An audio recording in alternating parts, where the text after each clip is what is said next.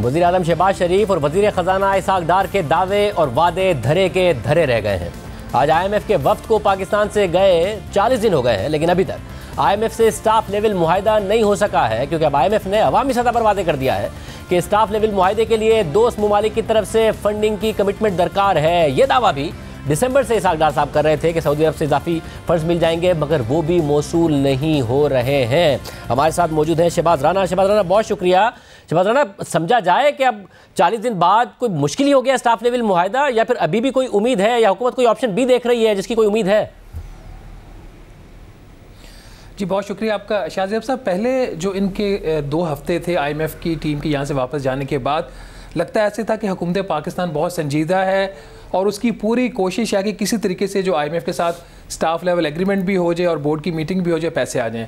आपने देखा कि बिजली की कीमतों में इजाफा किया गया, मुश्किल तरीन फैसला था। गैस की कीमतों में इजाफा, उसके साथ इंटरेस्ट रेट में भी स्टेट बैंक ने इजाफा कर दिया 2 मार्च को। बाकी भी इस किस्म के इकदाम किए गए, रुपए की कदर को एक दफ़ा फिर मार्केट के ऊपर छोड़ा गया। लेकिन उसके बाद कुछ ऐसी डेवलपमेंट्स हुई हैं जिससे लग अब ऐसे रहा है कि हुकूमत पाकिस्तान का भी जो इंटरेस्ट है वो एटलीस्ट कम होता जा रहा है। और ये जो डेवलपमेंट्स हो रही हैं ये वजारत ख़जाना से नहीं हो रही, ये हो रही हैं प्राइम मिनिस्टर्स ऑफिस से। फॉर एग्जांपल आप देख लीजिए, फ्यूल की जो सब्सिडी है, पेट्रोल सब्सिडी 50 रुपये फ़ी लीटर, ये मेरे से और आपसे ज़्यादा लेंगे और वापस मुझे ही शायद दे रहे हैं, क्योंकि अगर आपके पास 660 सीसी गाड़ी है तो आपको फ्यूल की सब्सिडी मिलेगी, और अगर आपके पास 1000 सीसी गाड़ी है तो 1000 सीसी वाला 660 सीसी वाले गाड़ी को वो फ्यूल की सब्सिडी दे रहा होगा। चाहे 660 सीसी वाले गाड़ी की जो उसकी वैल्यू है वो 1000 सीसी से कहीं ज़्यादा हो। तो इस किस्म की जो अनटारगेटेड फ्यूल सब्सिडीज है, ये सिर्फ फ्यूल का बात नहीं है, ये सिर्फ क्रॉस सब्सिडाइजेशन की बात नहीं है, यहाँ पे असूल की बात है। दुनिया ये देख रही है कि पाकिस्तान दिवालिया होने की तरफ जा रहा है। दुनिया ये देख रही है कि पाकिस्तान के जो गैर मुल्की ज़र मुबादला के रिजर्व्स हैं वो $4 अरब के ऊपर है, बावजूद इसके कि चीन से हमने कोई $1.7 मिलियन का एक पुराना कर्जा वापस लिया है। और दुनिया ये देख रही है कि इनके जो टैक्स महसूलात हैं वो अपने अहदाफ से पीछे हट रहे हैं। और इन हालात के अंदर आप अनाउंस कर देते हैं पंजाब और खैबर पख्तूनख्वा में फ्री आटा स्कीम जिसकी 73 बिलियन लागत है। इन हालात के अंदर आप फ्यूल की सब्सिडी अनाउंस कर देते हैं। तो ये मुझे अब इनकी नीयत पे पहली दफ़ा शक होने लग पड़ा है कि अगर यही तरीका इनका जारी रहा तो फिर बहुत मुश्किल है कि IMF आपके साथ जो है वो किसी किस्म का प्रोग्राम मगर शहबाज, फिर ऐसी बातें उस वक्त हो ना जब या तो हमारे पास रिजर्व हो वो है नहीं, या फिर हमारे पास कोई मुतबादिल हो वो भी नजर नहीं आ रहा है। तो ये कर क्या रहे हैं? क्या मुल्क को डिफॉल्ट की तरफ लेके जा रहे हैं? कोई मुतबादिल की उम्मीद है चीन से या किसी से? अच्छा, ये बहुत ही अहम पॉइंट है कि जब आप इस किस्म की एक सुसाइडल अटेम्प्ट करते हैं सब्सिडीज देने की और IMF को नाराज़ करने की, ऐसे वक्त में आपके पास कोई प्लान बी होना चाहिए। जो मेरे इत्तला है अभी तक कोई भी प्लान बी इनके पास नहीं है।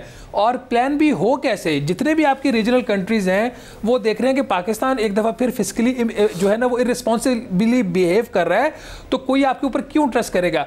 जो पाकिस्तान की नीड्स हैं वो शाहज़ेब साहब इतनी अब ज़्यादा हो गई हैं को कोई एक भी मुल्क, चाहे चाइना हो, चाहे सऊदी अरब हो, या कोई इदारा जैसे कि IMF है, वो अकेला पूरा नहीं कर सकता। तो इस किस्म की सुसाइडल अटैम्प्ट्स करना जब आपकी जेब में पैसे नहीं हो, जो अप्रैल से लेकर जून तक की नेट एडिशनल हमने नॉट एडिशनल जो नेट हमने रीपेमेंट करनी है फॉरेन लोन्स की इंक्लूडिंग द इंटरेस्ट, वो $4.1 अरब है। आपके रिजर्व्स में पड़ा हुआ है आज $4.25 अरब। इसके साथ आपकी जो इंपोर्ट्स हैं वो $3.5-4 बिलियन फिर भी रह रही हैं, बावजूद इसके कि आपने इंपोर्ट्स का गला घोंटा हुआ है। तो ये तो फिर बिल्कुल एक ऐसे पाथ के ऊपर चल पड़े हैं जहाँ पे लगता है कि इनके पास कोई सोल्यूशन नहीं है। और ये एक के बाद एक जो हुकूमत वो गलती करने जा रही है, चाहे वो इलेक्शंस की गलती हो, ये IMF वाली गलती हो। अभी भी आज भी हुकूमत अगर करेक्टिव मेजर्स लेना चाहे तो ले सकती है।